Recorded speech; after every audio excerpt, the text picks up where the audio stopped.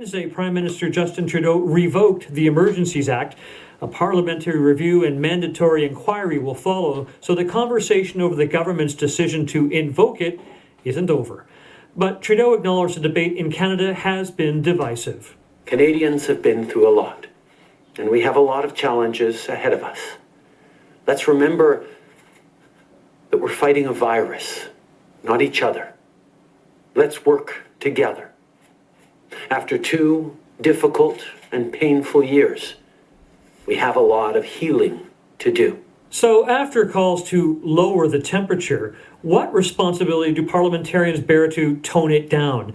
I'm joined now by 2 MPs who took part in the Emergencies Act debate and actually used the opportunity to call for calm. Conservative MP Adam Chambers and Liberal MP Nathaniel Erskine-Smith, welcome back to the House. Thank you. Yeah, thanks for having us. All right, Adam, I'm going to start with you. You told the House of Commons last weekend, and I'm quoting here, "We have lost the ability to listen to each other." What did you mean by that? Well, I think politicians tend to do a lot of speaking and not enough listening, and I think that's applying now across the broader population. A lot of our neighbors are hurting. Some are very frustrated, and I think we all owe it to ourselves, but to our neighbors to do a little bit more listening, to consider the perspective of our neighbors.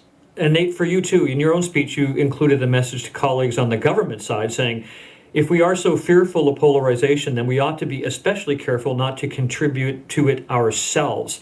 How much responsibility do you think rests with parliamentarians to heal the divide that's obviously emerged over the pandemic response and the use of the Emergencies Act?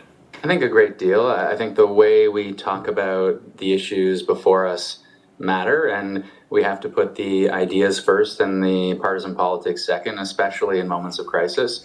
And we have a special responsibility when people look to us in Parliament and given the roles that we're lucky to inhabit. I've been around this place a long time, and there's often a sense that in the cut and thrust of debate in the House of Commons, that it's more about scoring political points than it is about making a real case to do anything. And Adam, I know you're a new MP. What's your sense? Is it an echo chamber now at the Parliament, House of Commons, or are real discussions taking place to try to heal this division that exists in Canada? Look, despite what many people see on a regular basis on TV, of course, there's a little bit of the theater and the political cut and thrust of it. But, when you look at committees and you look at some of the other work that is getting done and can get done, I am hopeful that there is a path there. I think there certainly is positive elements. But look, we do have to reflect on the overall tone and tenor and ensure that it's constructive. And that's the main takeaway for me is there's always room for criticism, but it has to be constructive with the hopes of making a bill or a piece of legislation better, as opposed to, just being difficult. I don't think you two have actually met in person, and certainly haven't had a chance to work together because of COVID. So how difficult does it become for parliamentarians to do that kind of outreach across the aisle? Well, I think Adam's right. Committee is a really good example where you get to know each other. I had the opportunity when I first got started in 2015 to work with Peter Kent and Bob Zimmer on the Conservative side and Charlie Angus on the NDP, and we really built relationships in a serious way. And if you watched us later in that session, you wouldn't have been able to tell which party we were representing because we're all pulling towards the same goal. And so I do think building those relationships is critical. And when you're working more remotely, and certainly in the times in which we live, it can be hard to build those same relationships. We don't have to travel. There was a lot of parliamentary travel, obviously, pre-pandemic, that you establish those relationships as well. And so there needs to be a much more concerted effort as a result to reach out and build those relationships, because it does help bring the tone down when you look across the aisle and you see, yes, opponents, but also people you are friendly with and you have strong relationships with. I'd like to ask you both this, but let me start with you, Nate. You ultimately did vote with the Liberal Party to support the use of the Emergencies Act, despite some reservations that you had expressed. So to both of you, but starting with you, is independent thinking possible in your caucus right now? It is, of course. So I have done this not forever, but since 2015. And in 2015, we made a commitment to Canadians, and I knocked on doors to say, we're empowering parliamentarians with free votes, apart from platform promises, which will be whipped, apart from confidence matters, which will be whipped, and apart from charter issues. And I've had the opportunity to not disagree overwhelmingly, but occasionally exercise that disagreement since 2015. And I'm not the only one. Other colleagues have exercised disagreement as well, and some very publicly so, like Joelle Lightbound recently. And so it was quite frustrating earlier this week where I was able to express my disagreement publicly, certainly, but the government did, in fact, make it a confidence matter for those of us on the Liberal side at a minimum. And so it was quite a challenging experience to say, well, on the one hand, I struggle with this invocation of the Act and certainly the extension of the Act beyond Monday, but on the other hand, I made a commitment to Canadians and to colleagues and constituents that I would abide by confidence matters. And so ultimately, I was able to express that disagreement, but ultimately voted with the government. Adam?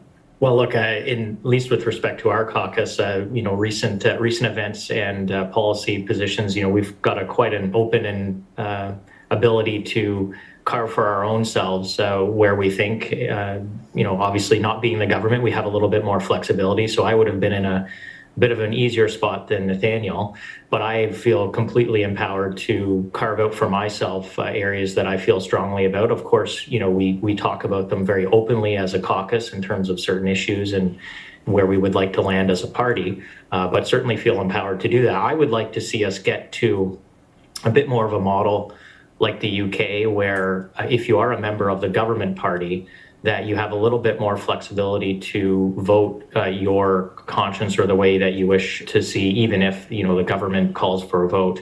You can whip kind of the cabinet vote, but letting your individual MPs, and it being not a big deal, frankly, when individual MPs actually vote differently than the party. I would like to get to a point where it's not a story, frankly, where individual MPs are voting, different than the party line. I know it's a little bit different for us here, but I'd like to get to a point where we normalize that a little bit. But did you feel offside? Because I didn't hear a lot of your Conservative colleagues expressing the views that you did during the debate. Well, I didn't feel offside. I think there was a number of my colleagues that expressed similar feelings to me. Michael Chong, Eric Malillo, Doug Shipley, Scott Aitchison, a number of us, who seemingly are concerned about, the rule of law and making sure that we dealt with this in a way that was respectful both of people's right to protest. But at the end of the day, we're a rule of law country. I certainly felt comfortable expressing my view. I had a number of colleagues in my own party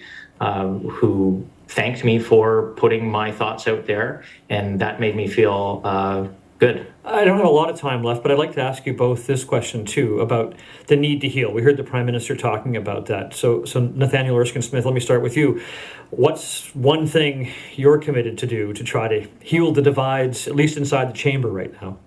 One is to continue to reach out and build bridges. We have to act how we want the place to be. And so I think, again, focus on ideas rather than tearing one another down, and make sure we're very much focused on that. And the other thing you started the conversation with is just emphasizing this importance of listening. And so there are any number of constituents in my own community who feel very strongly and differently. And I've made an active effort to reach out and to make sure I have extended conversations and to listen, because I think that is critically important, that even where we don't agree, that we're treating one another respectfully and we manage our differences with respect.